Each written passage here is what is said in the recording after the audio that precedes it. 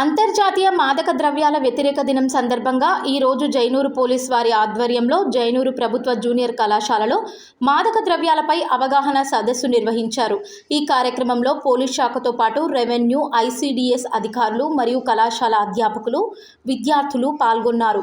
ఈ సందర్భంగా సిఐ అంజయ్య మరియు ఎస్ఐ సందీప్ కుమార్ మాట్లాడుతూ, మాదక ద్రవ్యాలకు అలవాటు పడటం వలన శారీరకంగా, మానసికంగా మరియు సామాజికంగా నష్టం జరుగుతుంది. కావున యువత మత్తు పదార్థాలకు బానిసలై వారి బంగారు భవిష్యత్తుని నాశనం చేసుకోవద్దన్నారు.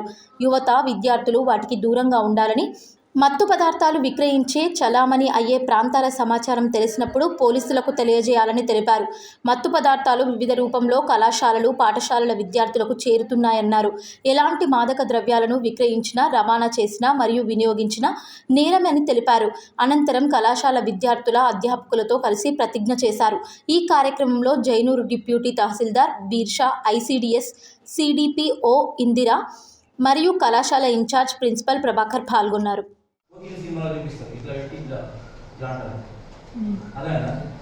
మనము అది ఎందుకు ఓన్లీ వాసన, రెండు సిప్పులు వాసన చేస్తే మన మైండ్ మొత్తం ఇక వేరే ఎగ్జిస్టింగ్ స్టేజ్లో వెళ్ళిపోతుంది.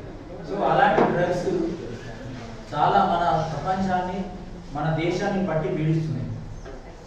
ఇప్పుడు మీరు సోషల్ మీడియాలో మీరు అందరూ యాక్టివ్గా ఉంటారు. నాకు తెలుసు మీరు దేశంలో, ప్రపంచంలో ఏం జరుగుతుందో కూడా తెలుసుకుంటారు. ఈ నైజీరియాన్లు ఇంకా వేరే వేరే దేశంలో వచ్చి కూడా మన దగ్గర వ్యాపారం చేస్తున్నారు. అదేవిధంగా మన ఫిలిం యాక్టర్స్, ఫిలిం ఇండస్ట్రీలో పనిచేస్తున్న కూడా ఈ మత్తు పదార్థాలకు బానిస్తాయి. వాళ్ళ మీద కేసులు అనేవి కూడా ఉన్నాయి. ఇదంతా ఎందుకు అవుతుంది? దీనివల్ల మన దేశం ఎడిపోతుంది.